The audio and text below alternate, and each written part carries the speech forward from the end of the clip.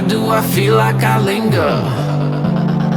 Linger between the words to say the words to remember. Alright, so today we're doing a video about Shunsui Kyoraku, captain of Squad 8, and spoilers for the 1000-Year Blood War arc, so just do a little skip if you don't want to hear this, captain of Squad 1, the head commander. His lieutenant is Nanao. That's his, that's one of the characters that he has, like, a really close connection with. She's kind of like, he's a bit of, like, a slacker and a bit of, like, he doesn't like to take responsibility and stuff like that, so she's kind of like the tight ass that kind of keeps him, doing what he's supposed to do and really harping on him when he's like, slacking and stuff like that. He's a really cool guy.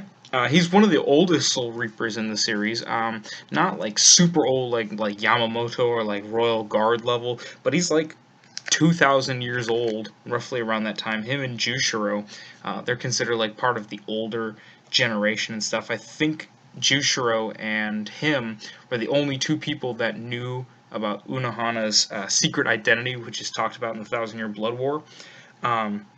But he's also one of the most powerful. Like, he goes toe-to-toe with Stark in the fake Karakura Town arc, and he's also, like, he's considered one of the strongest Soul Reapers in history.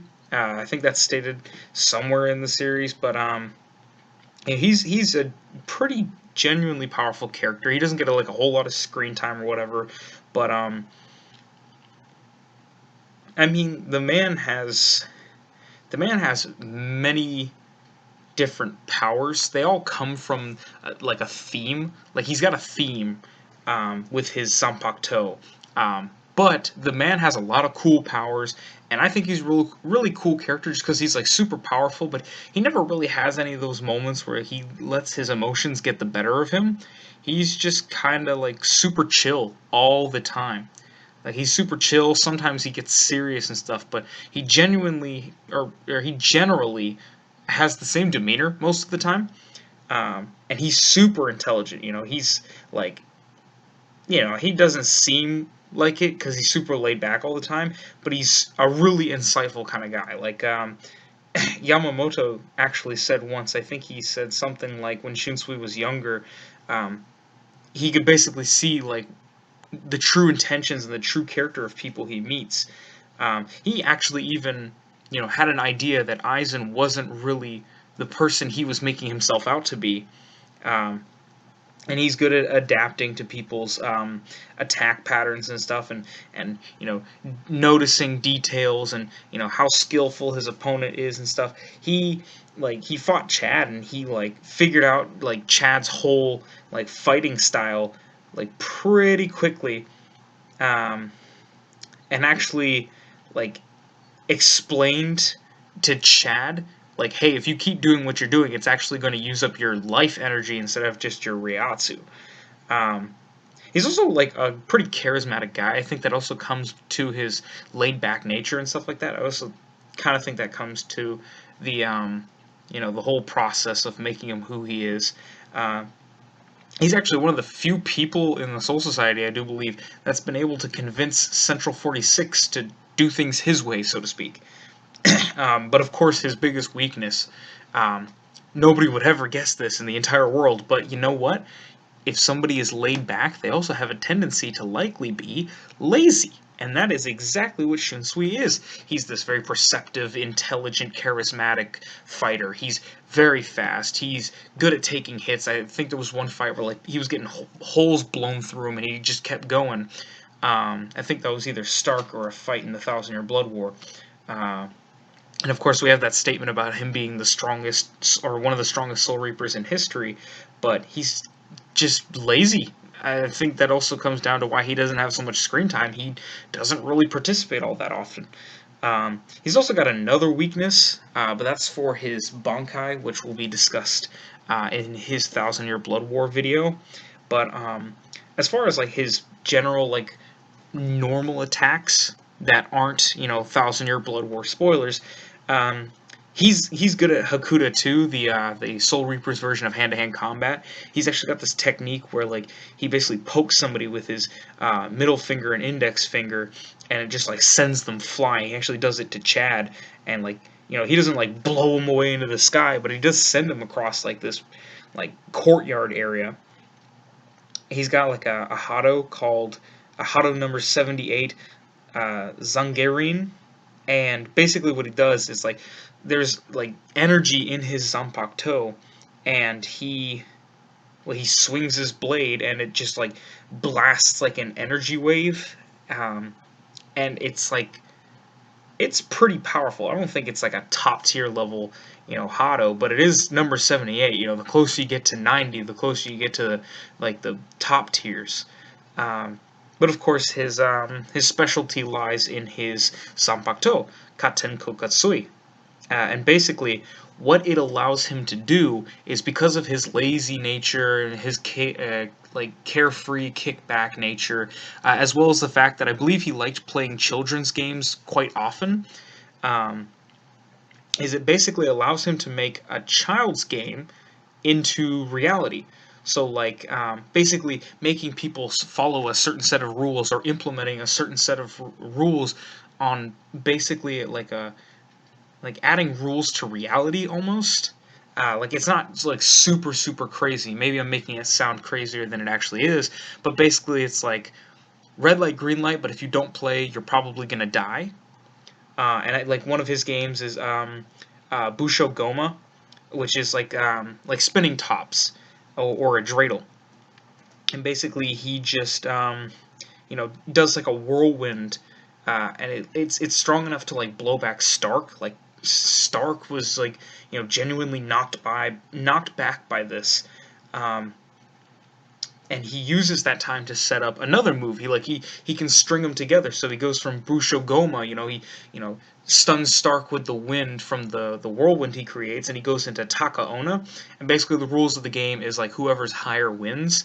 So Snoop Dogg wins. Like he just wins. Uh, no, what I mean by higher is basically whoever whoever has the high ground wins. I'm such a fool. How could I have not seen it? Taka Ona is basically Obi-Wan Kenobi. And Shunsui actually, he was winning. He took a leap into the air as soon as the game started, but we never actually even get to see what it does because Stark just shoots at him. Because like creating distance between you and your opponent when you have a sword and they have a gun is not what I would generally call a smart tactical choice. He's also got a game called Kageoni, uh, and basically all you have to do to win this game is step on your opponent's shadow.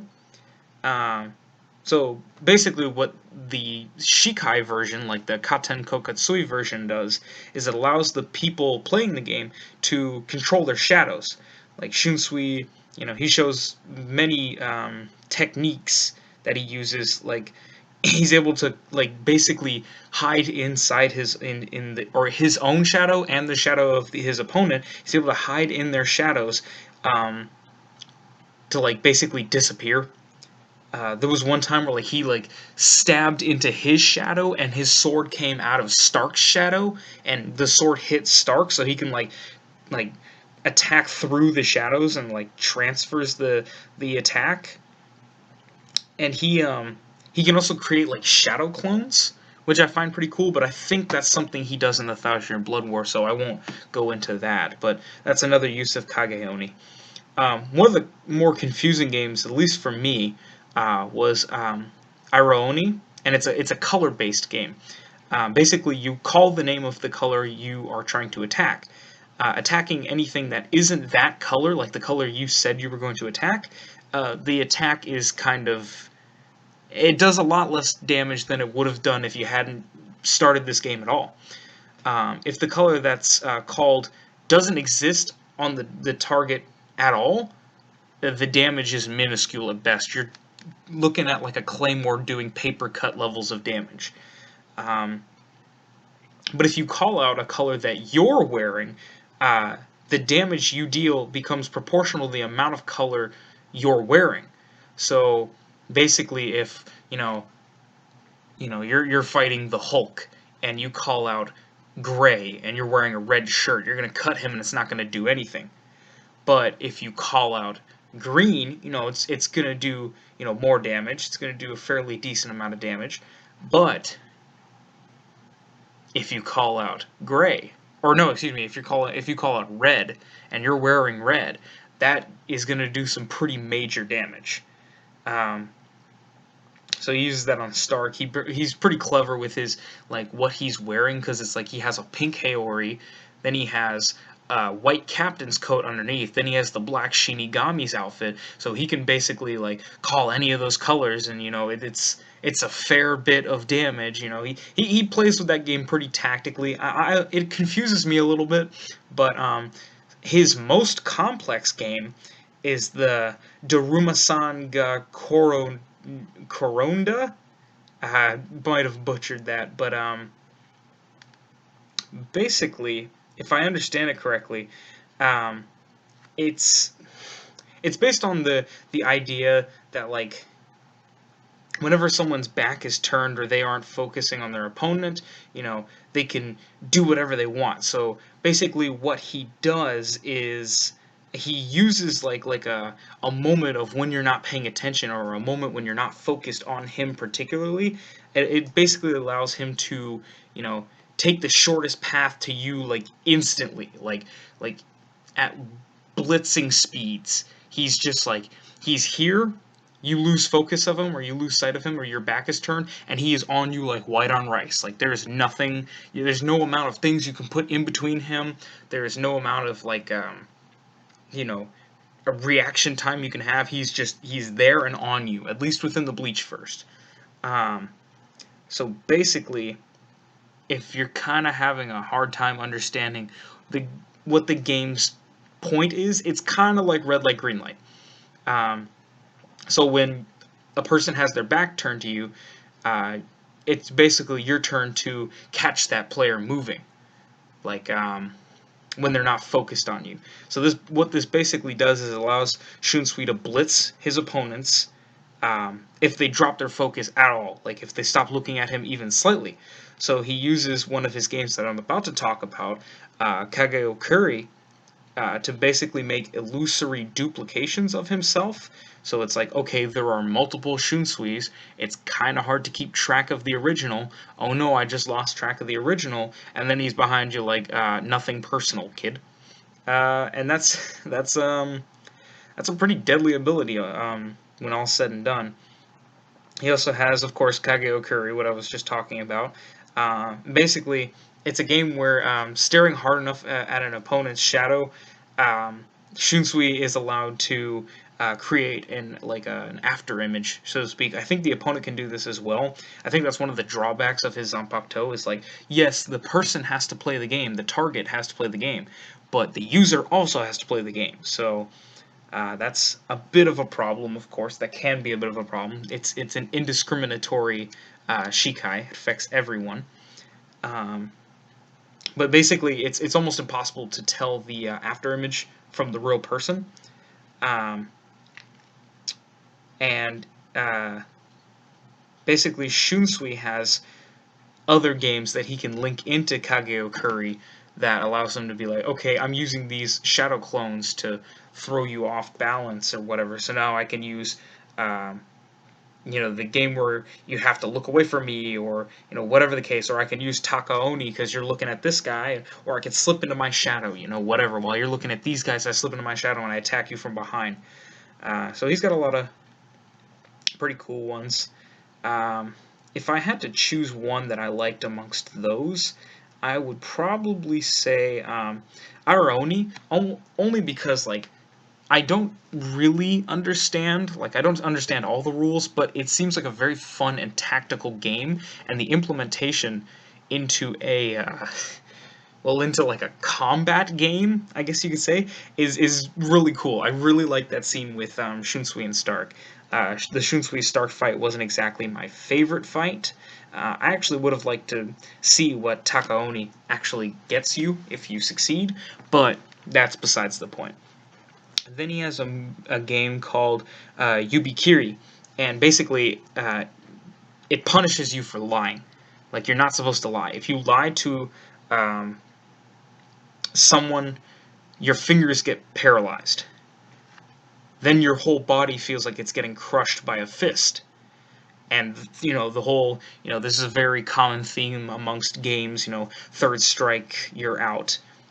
Um, yeah, you just start feeling like unimaginable pain, like basically like your guts and organs and all your flesh is being stabbed from the inside out. And it's basically like a torture technique almost. Like, think Ocelot from Metal Gear Solid 5 torturing or not Kaz. God, I can't remember his name. Howie or Huey, whatever his name was. Um, uh, Oxdad, but Huey, yeah.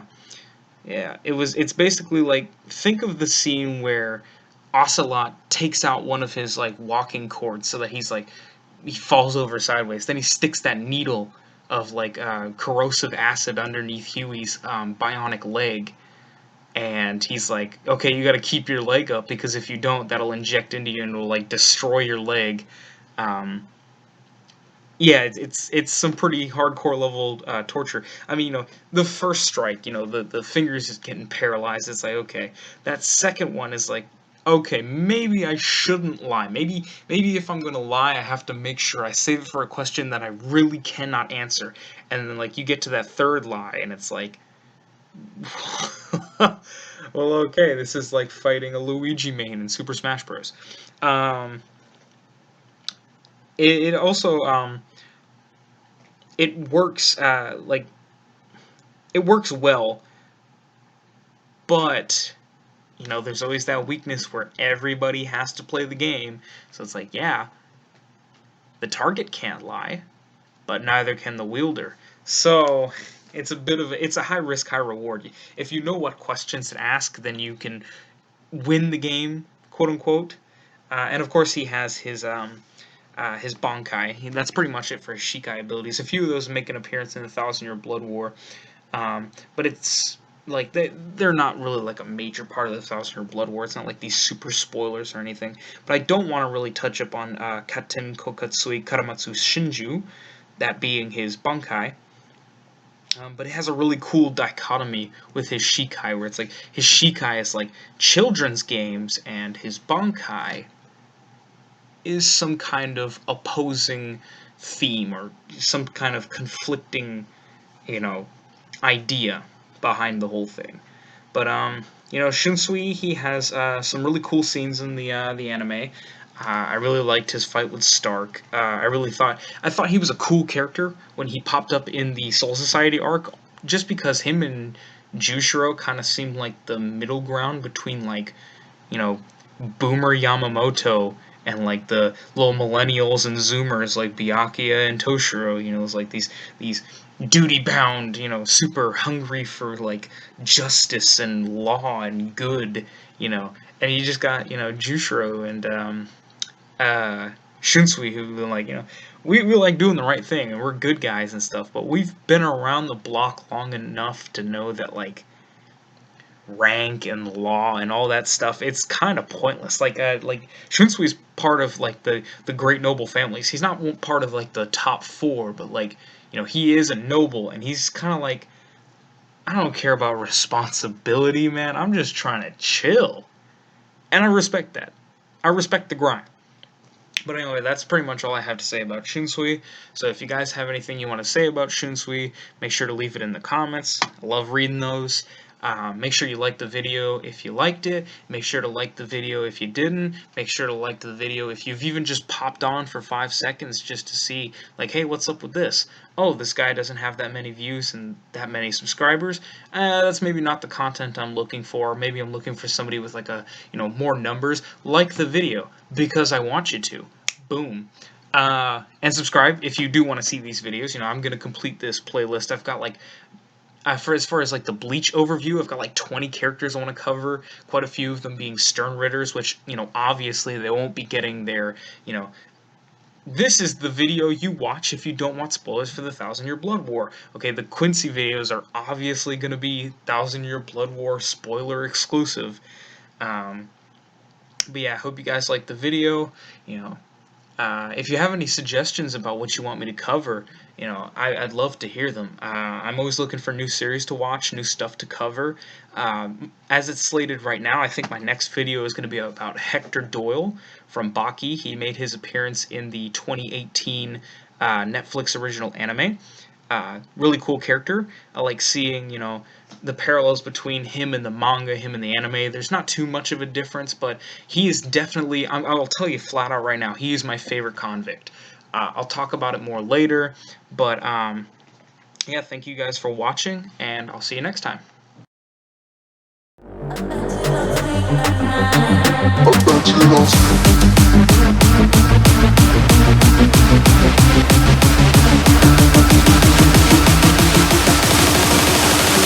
Thank you.